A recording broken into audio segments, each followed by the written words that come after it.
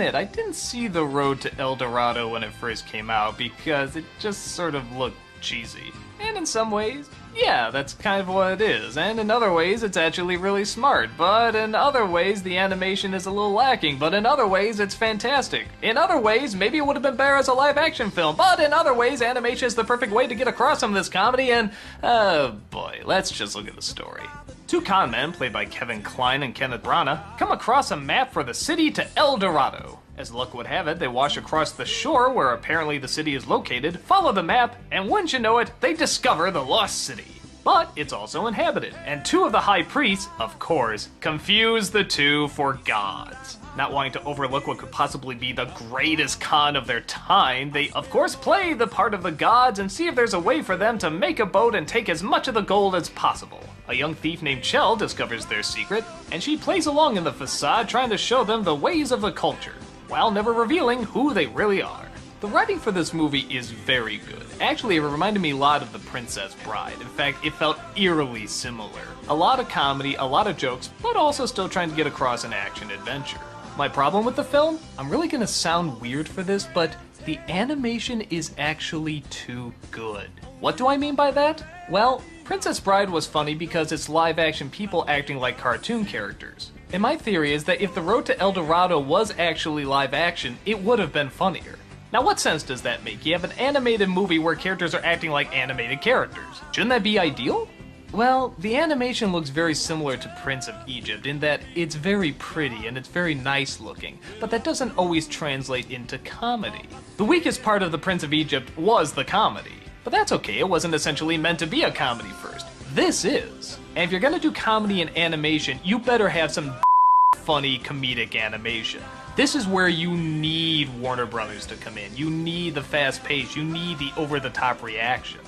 They never allow them to get really big, goofy, over-the-top reactions. I think they were more concerned about making him look handsome. For the most part, it's pretty restrained.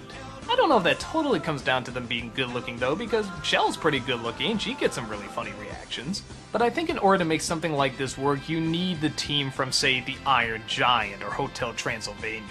The people don't move realistically enough for us to mistake them for human, but they don't move cartoony enough in order for us to laugh at them. But with that said, I don't think it's a total abject failure either. Like I said, it is written very well, and some of the lines do get a good laugh. And you are not gods!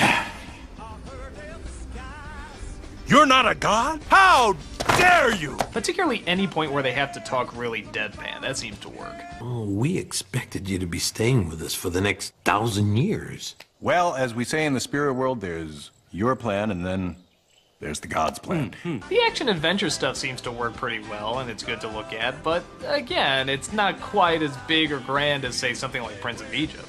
It's impressive, don't get me wrong, but when you really want big, grand moments, you need some big, grand animation and some big, grand angles, and yeah, it's okay, but could be stronger.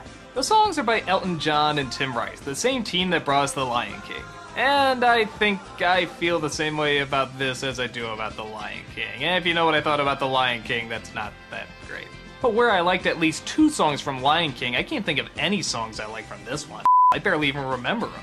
And even that's sort of strange, because the heroes sing one song, it's obviously a musical number, but then they never sing any of the others. It's just Elton John singing it, so it's really out of place and odd. Though I will admit, It's Tough to Be a God will be in my head for weeks, but in the same way Hakuna Matata will be, and yeah, you know what I think of that. It's tough to be a god, but if you get the people's nod, count your blessings, yeah, keep them sweet, that's our advice. I suppose in many respects I probably am being too harsh to this film because it's innocent enough, it's got some likable characters, it's bright, it's colorful, some of the jokes work. You can just tell though this film is trying hard to make you laugh often, and if they really wanted that to work, they really needed some different animation. But it's upbeat, it's well written, it's got some good stuff. I think you could even argue there's some good commentary with the gods trying to play the priests against each other and how religions work, and I don't know, I think there's something there. And maybe in the end that's the best way to describe it. There's something there, it's just not fully realized. But for what it is, yeah, I'm glad I saw it. I don't think a ton of my time has been wasted or anything. I was kind of amused by kind of a good movie, and that's kind of all I gotta say about it. I'd say if you're looking around the video store and there's no other movies you can find, this one might be good to look at. But only a Princess Bride is rented.